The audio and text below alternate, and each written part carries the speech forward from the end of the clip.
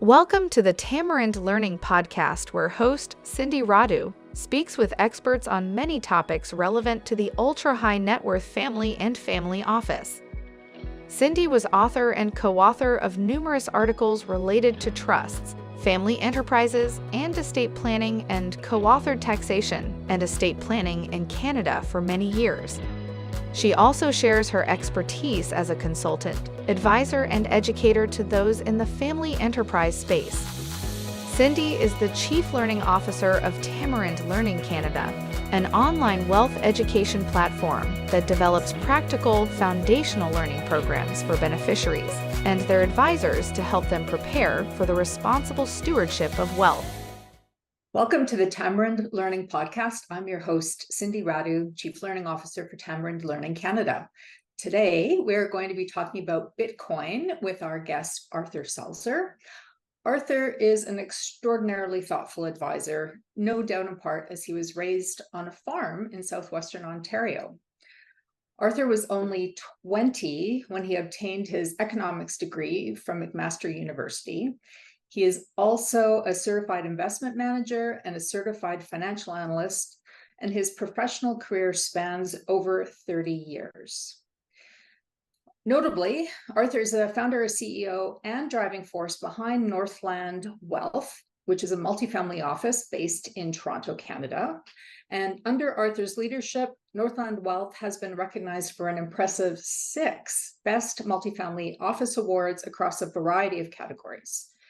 In addition to his multifamily office experience, Wealth Professional Magazine has listed Arthur as the top-ranked advisor in Canada and has recognized him twice in its hot list as one of Canada's leading wealth management executives.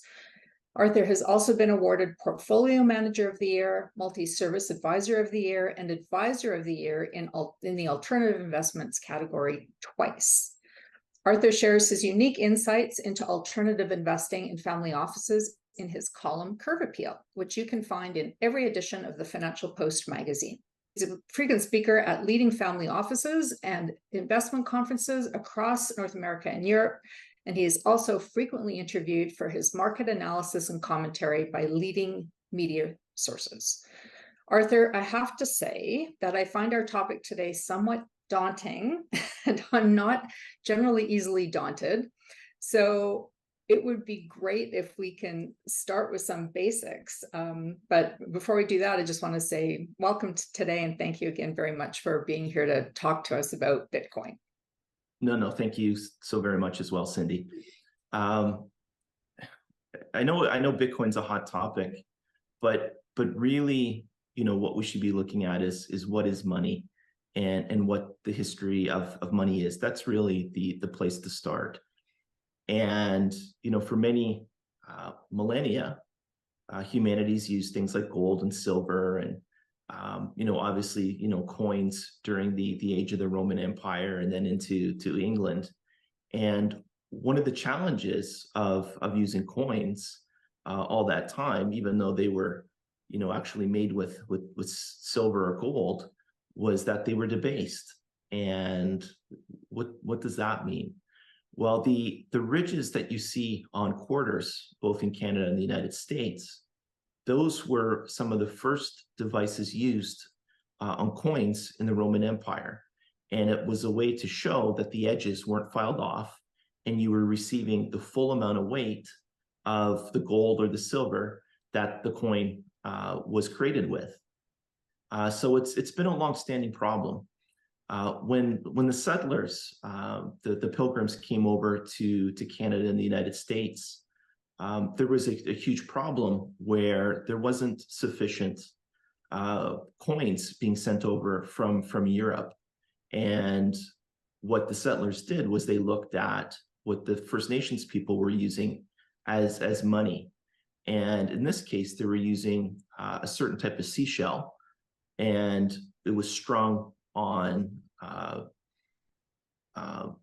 wire or thread, and it was wampum.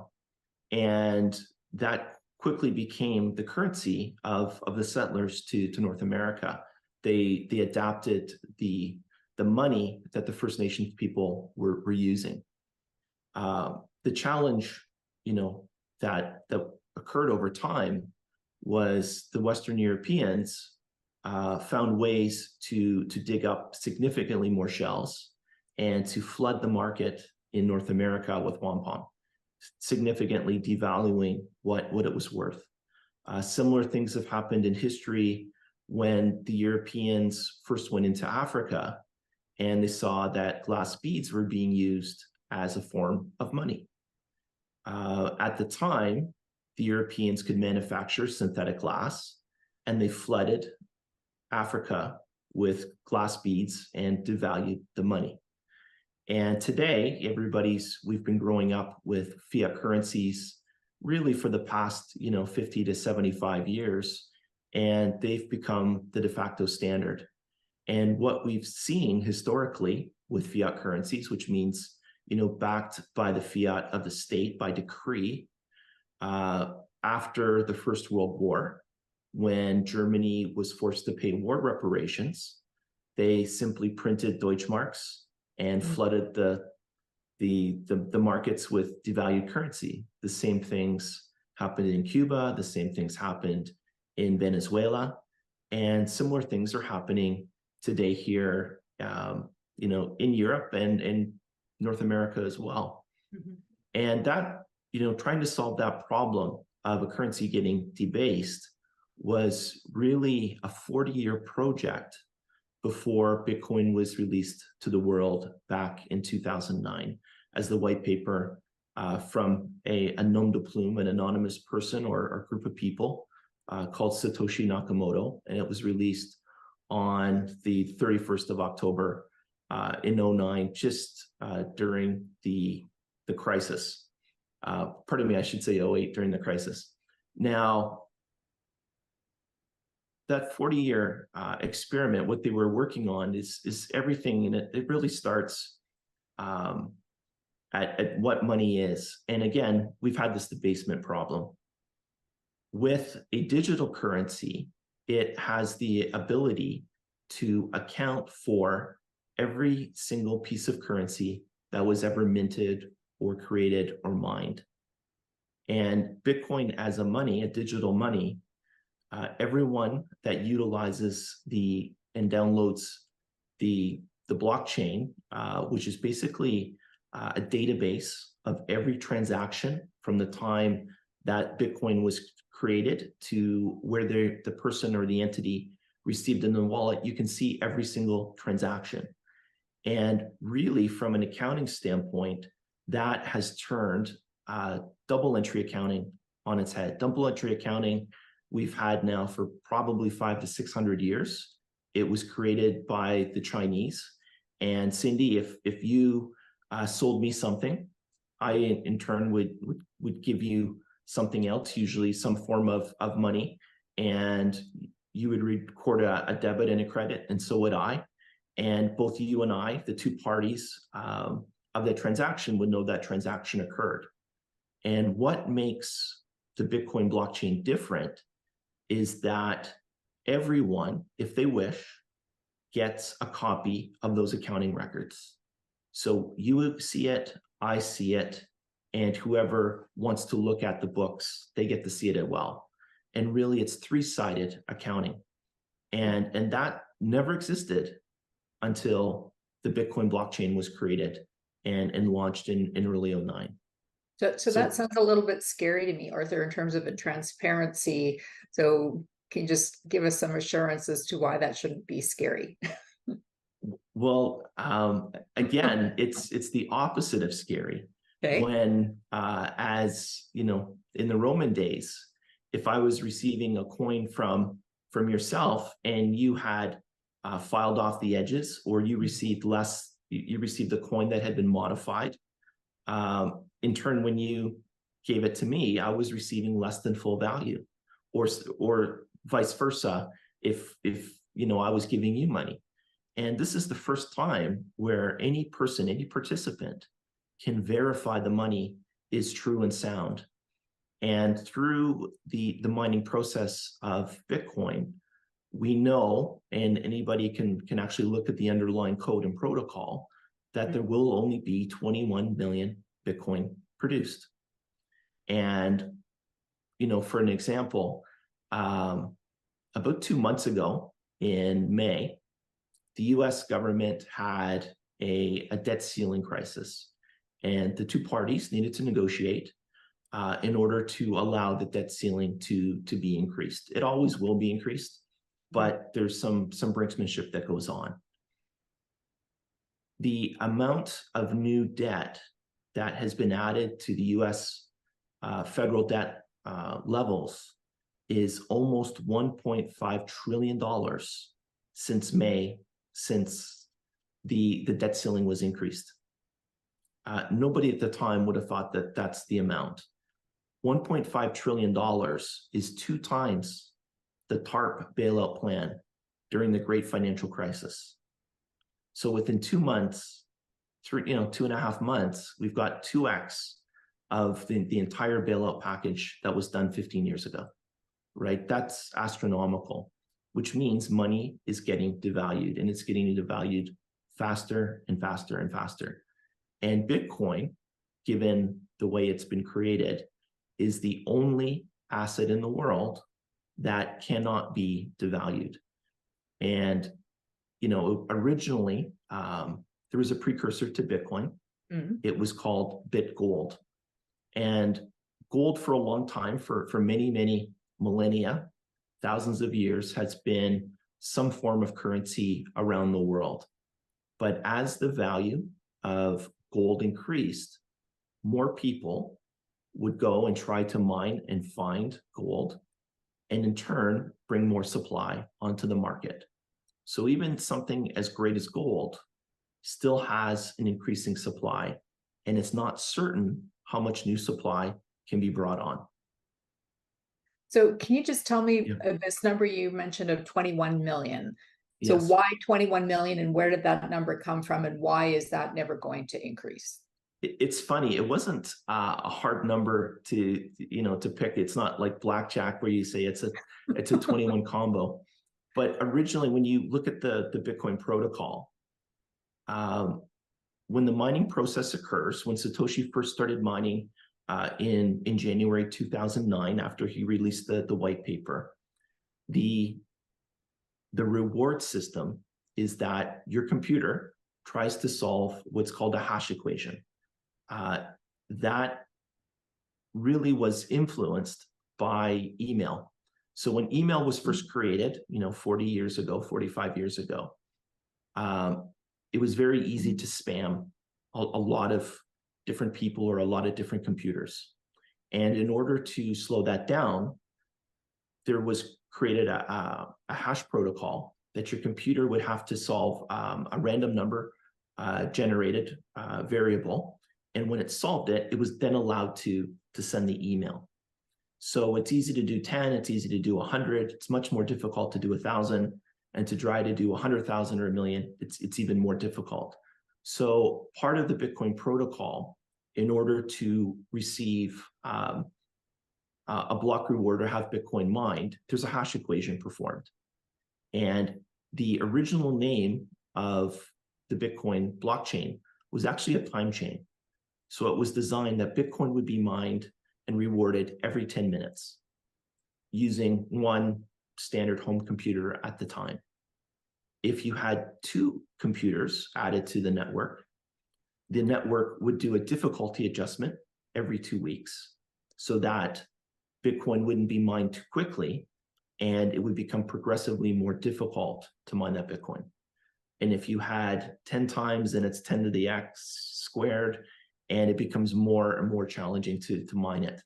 So that's that protocol. When you measure that reward process, and it was 50 Bitcoin originally, every 10 minutes for 4 years. And after a 4-year period, basically to align itself, which is sort of funny with the US presidential election, the Bitcoin reward drops by 50%.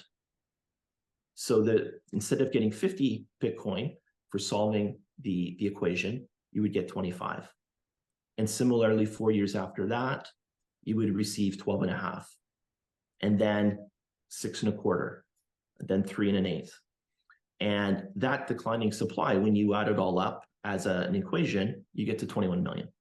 So it's simple high school, math from grade 11, grade 12 to get that number. It wasn't picked. It's just that's the number that's resolved. Now, what people don't really understand is that Bitcoin is divisible by 1/100 million.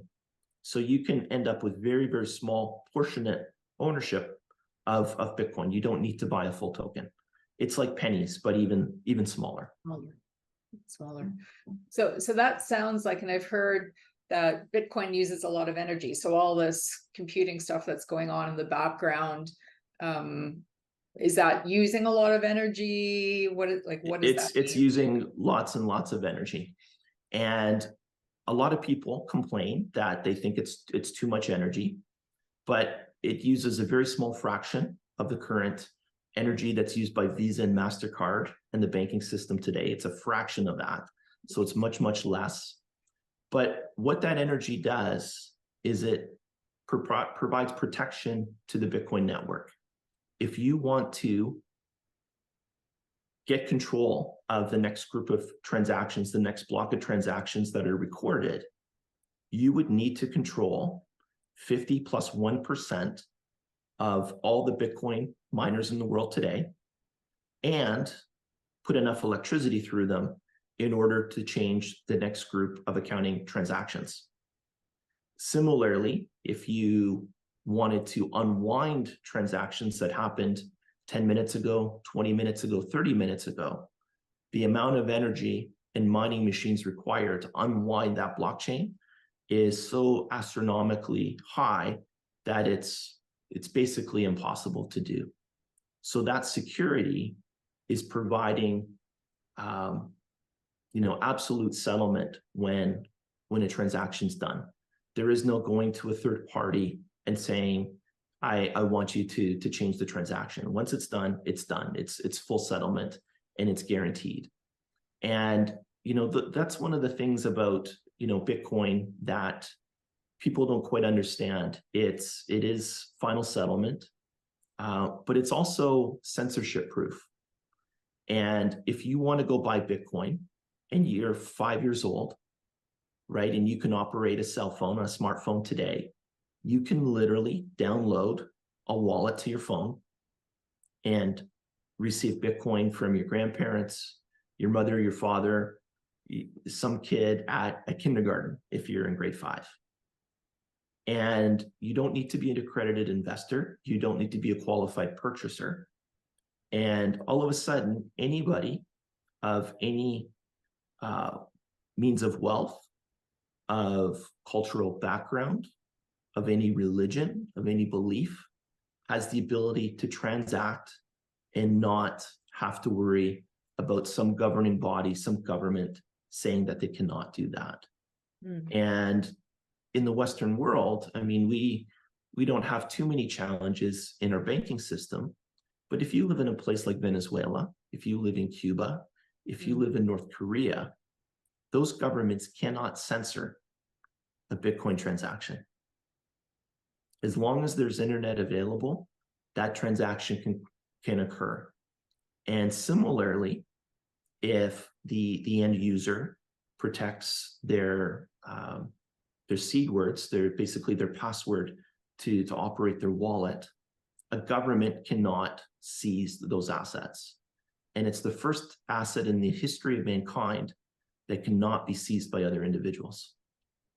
So you've got something that's censorship resistant, can be used by all, and cannot be stolen from you, regardless of the amount of force used. So that's really a game changer from a freedom perspective. And I think you're seeing some of the adaptation go on globally because of those features. Interesting. So you've used this term Bitcoin mining a few times, and I think it would be helpful just to explain a bit about what that means, and especially in the context of what you've just explained, because it sounds like people are out there looking for Bitcoin randomly. And so can you just share a bit more about that concept? And absolutely. So when Bitcoin was first created and launched to the world in early 2009, Satoshi was the first miner. So whoever that person was, or group of people, they ran a home PC. They download it. They had a copy of the Bitcoin blockchain on there, as well as the protocol. And their computer would solve a hash equation in the same, very similar process to sending an email. And it was designed with significant difficulty that it would take 10 minutes for a home computer to solve that hash equation. Okay. The miners today are specialized machines that their entire purpose, their entire function is to solve hash equations and to do it quickly. So you want very inexpensive power, and you want a lot of mining machines. So the more power that you can put through your machines, the more machines you have at a low cost, the probability of you solving the hash equation first and receiving the Bitcoin from that current block that's getting capped plus or minus every 10 minutes. And that cheap electricity really makes it interesting as well. So one of the challenges, one of the reasons countries are wealthy, for instance, why is North America wealthy? It's because we can extract resource energy and transport it around the world. We can sell it, or we can utilize it. Same with Europe. Why does Russia have a high degree of wealth? Because they've got natural gas. Middle East, same thing. China, they've got coal. You look at places like Central America or Africa or South America, and you say, well, they're not as wealthy. Well, why is that? They have lots of resources, but they cannot necessarily move them out of the country, certainly not easily. If you use, wind or solar or geothermal, it's very difficult to build hydroelectric transmission lines to move that electricity very far distances. You get too much loss of power through heat. Now, if you use that energy to mine Bitcoin, you now have something that's a digital storage of that energy, and then can be moved anywhere around the world, again, censorship resistant, or it can be kept as a store of value. So what you're seeing is areas of stranded energy, and that could be even natural gas in Alberta, for instance. There's a lot of time natural gas is flared as a byproduct of oil extraction, and you're simply wasting the energy. And flaring it is not as environmentally friendly. It's not fully combusted. Whereas if you put a generator on that well and you combusted it more thoroughly, you could put proper scrubbers and everything else on there if you want to, mine Bitcoin from that, and then move that energy digitally around the world. So it really is, a way to move energy and to do it in a digital format. So what you're seeing are countries like El Salvador taking the geothermal that they have from their volcanoes. They've borrowed money to create volcano bonds, and they're building out their electricity grid so that there's more power to the people. They can start to use things like air conditioning, which makes people more productive at night or during hot weather. It allows them to do more manufacturing. But in the times that extra electricity isn't being used, that extra electricity can be, through an offtake agreement, can be used to mine Bitcoin. So all of a sudden they're getting a stronger power base. It's being done by, theoretically clean means. You're not changing the environment in any way. Volcanoes are there. There's lots of heat, but now they're utilizing it to a much fuller degree, and that really makes it quite interesting. And go ahead. No, I was going to say, so how does let's take this to like day-to-day life in North America. So Cindy's sitting at her computer and she wants to buy something or make an investment. So just kind of walk me through, let's say it's my first time, I'm just sitting here at my computer. What would be the steps that I would need to go to? The easiest method, and probably what a lot of people do, is they would go to an online exchange. They would open an account and they would bring in, currency, whether it's US dollars, Canadian dollars, what have you, into that account, and they would use the exchange to buy Bitcoin. However, that's not necessarily what's needed. You could simply download a wallet to your phone. It takes about 15-20 seconds to do through the Apple Store, in the stores that you use for Android. And another person that has a wallet could scan your phone just like you would do a transaction at a cashier and transfer Bitcoin to you. That's simple. So it's a very, very easy way to move a store of value around. So do you see this becoming kind of the way of the future in terms of going to buy something at a store or a restaurant to be paying with Bitcoin, or we're ways away from that? Yes and no. Okay. One of the challenges of the Bitcoin network is it can do roughly 7 transactions a second.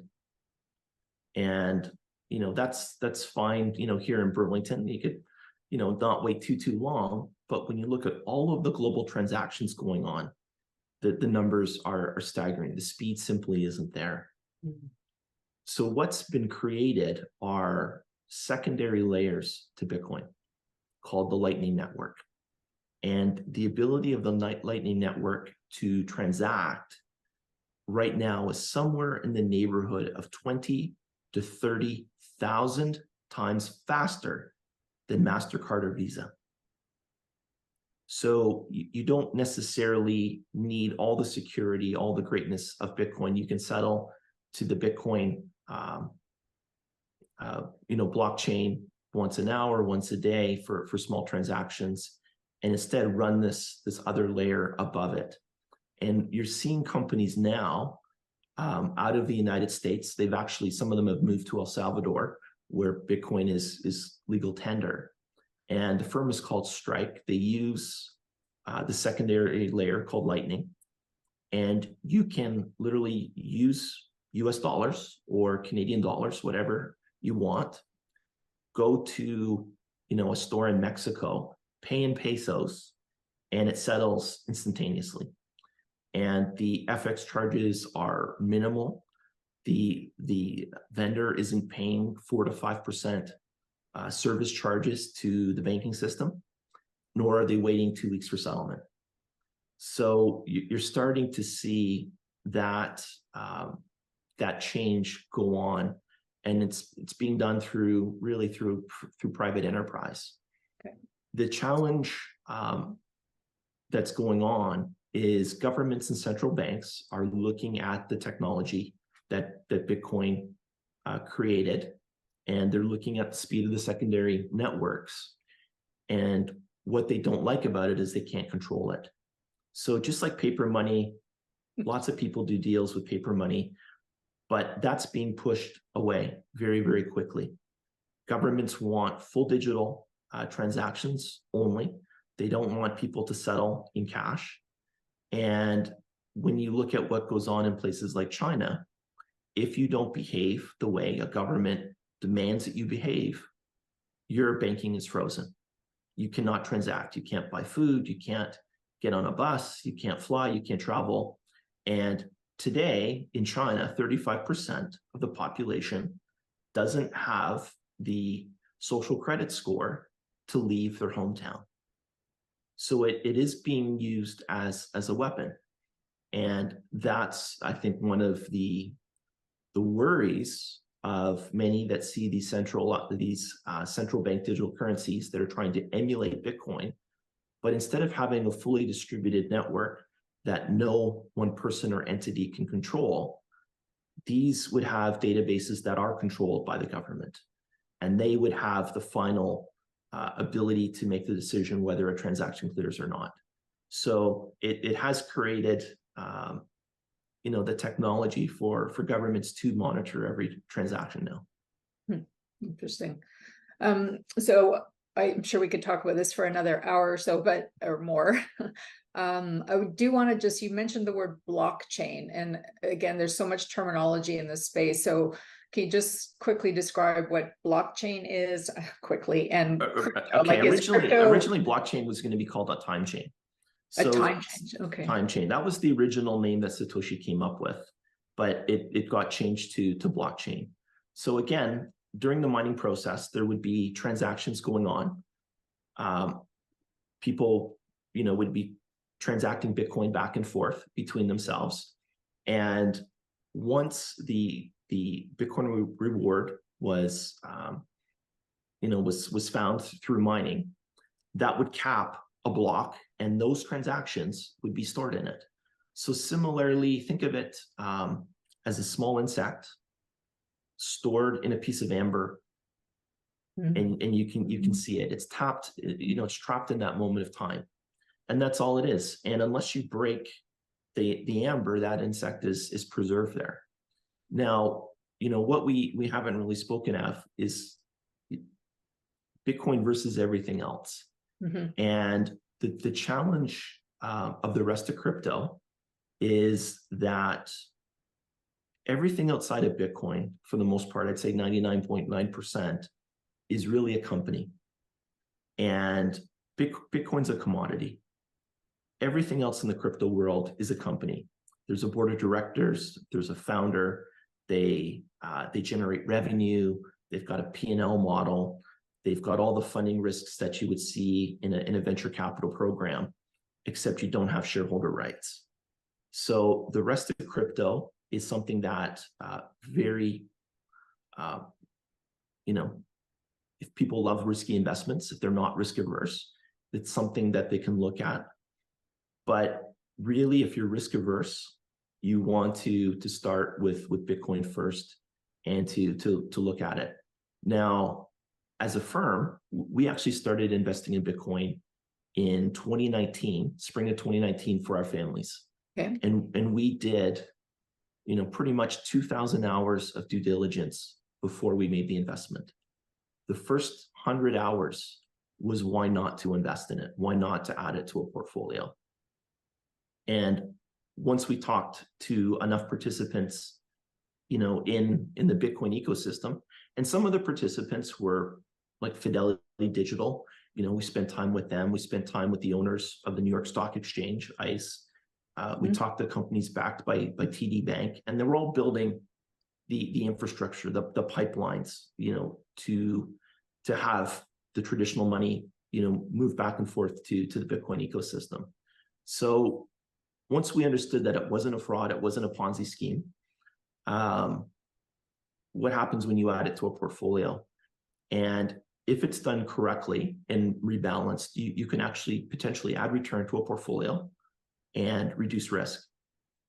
And that is, the mantra of any professional investment manager around is how do you improve return and reduce risk?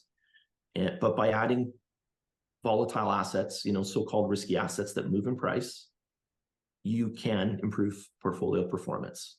Has to be done in moderation, but it is something that can make a lot of sense. So definitely something families should be talking to people like you about to see if that makes sense for them and their investment portfolio, it sounds like. Well, yes. And, given that it's a lot of wealthy families have long-term horizons, Bitcoin over the past decade has been the top performing asset class in the world. Nothing has performed anything anywhere close to it. So for those investors that do have, decade-long horizons, the chance of a good return and hedging the debasement of currency that's going on in the world today definitely makes a lot of sense. Arthur, this has been absolutely fascinating, a great background, and I really appreciate that. And there's so much more to learn. So I imagine many people who are listening to this podcast will be interested to find out a bit more about the topic. Where can you recommend some resources that they can learn more about Bitcoin and blockchain and all the stuff we talked about today? Probably the best book to go to is called The Bitcoin Standard. It's written by a friend of mine, Dr. Saifedean Ammous. I think it's in, 10 or 12 or 15 different languages.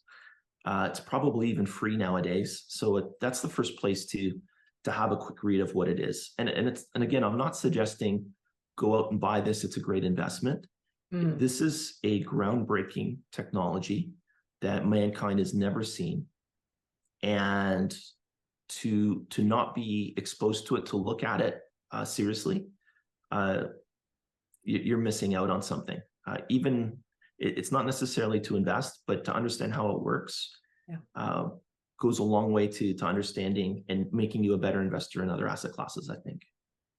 Great comments. Arthur, thank you so much. I know you've provided me with some additional resources as well, so we'll make sure that those links are available through our podcast. Are there one or two key takeaways that you'd like to leave with us today? First thing is do your own research. That's incredibly important. This still is a nascent asset class, so getting a comfort level and understanding it before looking at it as an investment is important. Time is not of the essence. A good investment is a good investment for years and decades. So it's nothing that needs to be done today and figured out later. That's the beginning of a bad investment. So that's the two pieces of advice. Awesome. Arthur, thank you so very much for your time and sharing your wisdom today. Hopefully we'll have you back and dig into some of these other topics in more depth later on. Thank you so much, Cindy. Take care.